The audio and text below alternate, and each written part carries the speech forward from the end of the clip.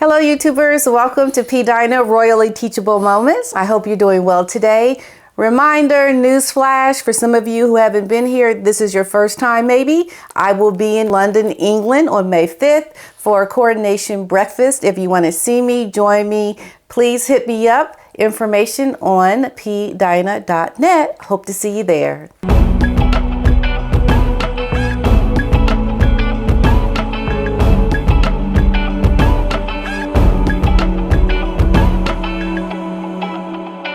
I want to address just a few things because I think some people, you see my title of my video, you listen to the video, but you're not really listening. You're not listening. Okay, so just to clear up a couple of things. Prior to the announcement of Harry and Meghan deciding that they were actually, Harry's coming to the coronation, Meghan's not coming to the coronation. Before it was announced, I said my whole position is that she should not come. She should not come to the coronation. And now that we know that she's not coming, my stance is, well, why is she not going? Why is she not supporting the king? Well, what I said in my last video, and this is why what I do is teachable moments. Teachable is because, you know, there's a position, a way to come towards a decision on something and have an opinion on something based on how someone reacts, how someone behaves.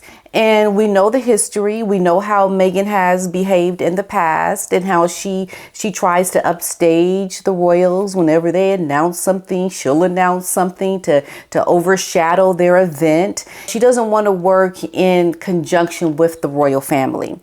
And so with the demands that she and Harry were making on the conditions on what they would want should they come to the coronation, they wanted to be on the balcony. They wanted Archie's birthday to be acknowledged. They wanted to have special seating arrangements. There were all of these demands.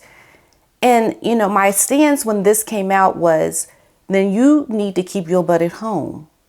If you're coming to upstage the king on his day, on the estate event, nothing to do with family, nothing to do with your personal needs and wants. If you're coming to the coronation and that is your stance, stay your butt home, woman. Stay at home. And now that we know she's not coming, it's like, well, why are you not coming? Why are you not coming? This is how I said it before, and I'm just going to say it again. When Meghan wants to do something and she is not looking to do it for selfish reasons, but to do it to support someone else, that's the right thing to do. Support the king on his day. But if she's coming for the reasons that she and her husband were acknowledging what they wanted prior to it being announced that they were not coming and that he was coming, then don't come. You see, it's all about how you are going to show up to support somebody. And I think she should go to support the king, be in the background, have yourself just like not noticeable, not where anyone can know you're even there for the sake of supporting.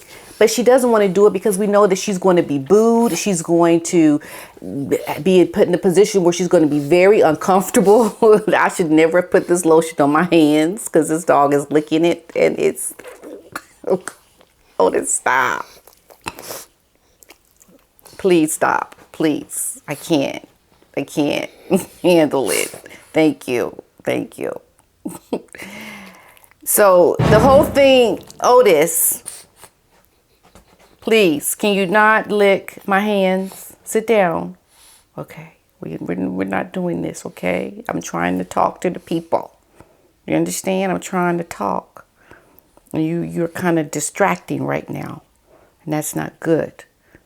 I know you really think it's all about you, but right now we got to talk to the people, okay?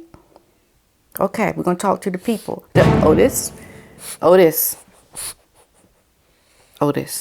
sit down. Otis, sit. Can you sit down, please? Okay, so look, I got to get into my video, but watch what I said in my last video about this. I'm in one lane on this, folks. I'm in one lane. And it's a teachable lane. It's a lane. If you're going to go and act a fool and do what you do, keep your butt at home. If you're going to not come, then it's showing that you have no respect to do the right thing and be in the background and to suck it up even though you get booed, because that would be the right thing to do. Okay, I'm not going to go into it anymore, but just try to hear what I said. Just try to listen to what the message is, and I think you'll get it. Okay? All right, so that's what I'm going to say about that. Now, apparently, when they had that summit with King Charles and the Queen and William in January, when Harry and Meghan wanted to leave the royals in 2020, the King and William did not want to have a conference talk with Meghan because they did not trust her. They said, no, we are not going to have her on Zoom listening and talking and contributing to what we're discussing today because we do not trust her. And it's so poignant. It's so indicative of the kind of woman we're dealing with. She can't be trusted. King Charles and William, they refused to have a video call with Meghan Markle because they did not trust her. This has just come out in this book by Rob Jobson that he wrote on the King. And I think it's so good that we have several authors who have talked about the events during the summit and other things around Meghan. And I find it so interesting that no one's coming out with a book to contradict, or that Harry and Meghan are not suing these authors on the information that they are writing about these events and things that have happened since Meghan has been in the royal family. No one's coming out to contradict these stories.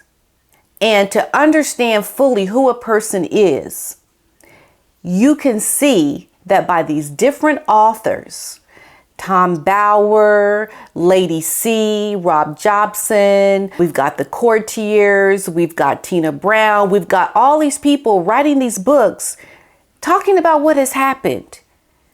And we have a clear signal of truth that can be cross-referenced to different people with different sources giving us this information.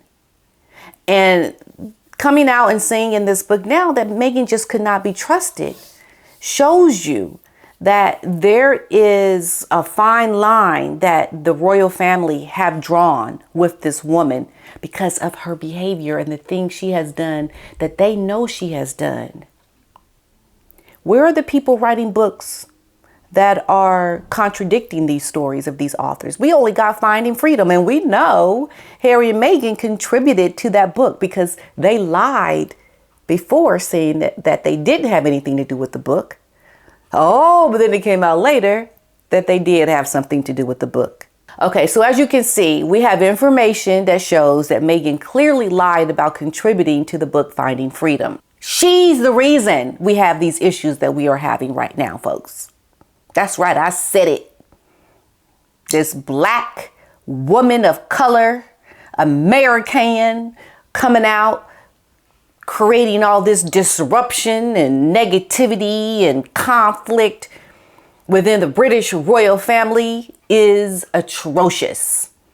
And I blame her for it. I blame her 100% for it.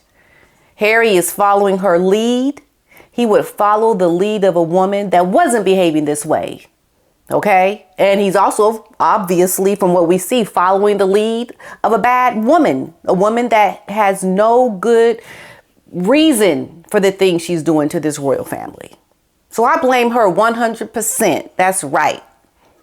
And you know, what she talked about, Dr. Shola called it inspirational. She's strong. She can stand up to the monarchy. She can stand up to those royals and say, I'm not coming.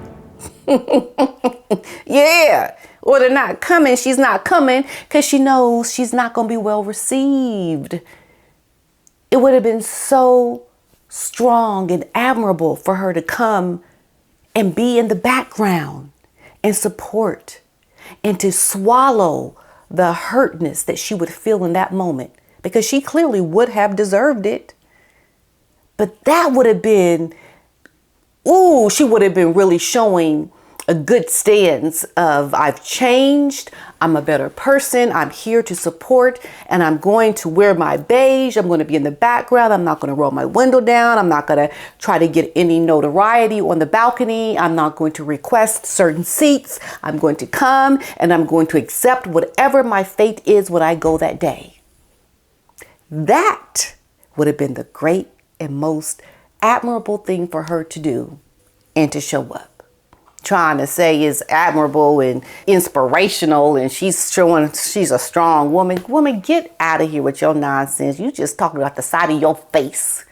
You ain't saying nothing that resonates with anybody because you ain't got a good foundation for nothing that you say, because you know this woman is a bad person, but you want to support her only because she is a woman of color. And that is the only reason. And that is the most shallowest reasons to want to support anybody, is because you want to advocate for people of color. Regardless of what they do, you want to advocate for bad behavior, try to twist it and spin it and say she's being a good person. Y'all don't like her because y'all's racist. Nobody want to hear your nonsense. It's about character. Be a good person and set aside the facts of someone being of a certain race, because that ain't got nothing to do with it. For once, Dr. Shola, stand on the right side of humanity and advocate for people who are doing the right thing. Okay? Not because her mama black. But what I find interesting is Prince William is now more popular now because of Harry's book Spare. Yes, it has actually done a boomerang. You know, boomerang. It's like reversed. Harry thought he was doing something that was going to make things bad for William and bad for the royals. But what it's done, it has elevated Prince William, because he said nothing. He's got on with his work. He has done his duty. He has given back. And he's elevated himself by saying absolutely nothing. And what Harry wanted to do is he wanted to damage his brother because of his feelings of jealousy and hurt of being the spare. Rather than recognizing the position of privilege in which he comes from, he couldn't do that. Rather than doing that, he wanted to, speak out in a very negative way towards his brother to try to make himself feel better. But it hasn't done that. It hasn't elevated him. What it has done, it has essentially made him look just like somebody that is entitled and has no reason to complain really about anything with all of your privilege. And the fact that you're complaining about being the spare in one of the most famous and wealthiest families in the world makes you seem very shallow. So from a representative sample of 1,500 registered U.S. voters, 51% that they viewed the prince favorably against 10% who said that they viewed him unfavorably. So that gives the prince a net approval rating of plus 41, 1 percentage point higher than what it was in December. Right? So it's like William has done something so good without doing anything. He just let his brother just go talk your nonsense, brother. Just go talk it. But the truth at hand came out. William did nothing, and has even higher approval ratings now here in America. So as of April's polling, all members of the royal family have added 10 points or more to their net approval ratings over February's data, which was previously released by Newsweek. So Prince Harry currently has a net approval rating of plus 8, and Meghan Markle has approval rating of a minus 6. So it's just continuing to go down for Harry and Meghan here in America. And I think it's all the shouting and complaining. And most recently, a neighbor of Harry's and Meghan had some pretty harsh words for them, who also in his own right did a song that was pretty much anti-monarchy. But even he's coming out and saying F off and shut up by their celebrity neighbor. It's like, who are the publicists? Who are the people that are advising Harry and Meghan? And you know what? This is what I would say. Maybe they do have good PR people, but they're just not listening. And you can be your own worst enemy when you don't know how to listen and take the advice of people that are trying to tell you something, like William trying to tell Harry. If you don't know how to listen when it hurts, when you don't like it, when it's like, ugh, I don't like what you're saying to me right now. And if you can't listen to it and try to be better, you're just shooting yourself in the foot. That's all you're doing. You're shooting yourself in the foot. You're not going to get better. You're never going to improve and be better because you don't know how to listen.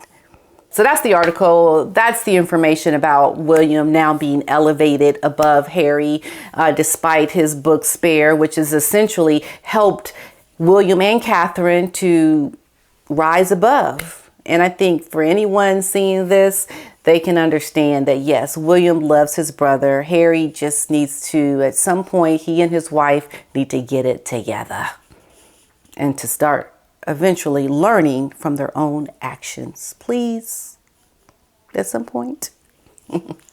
Okay, I'll see you guys in the next one. Bye-bye.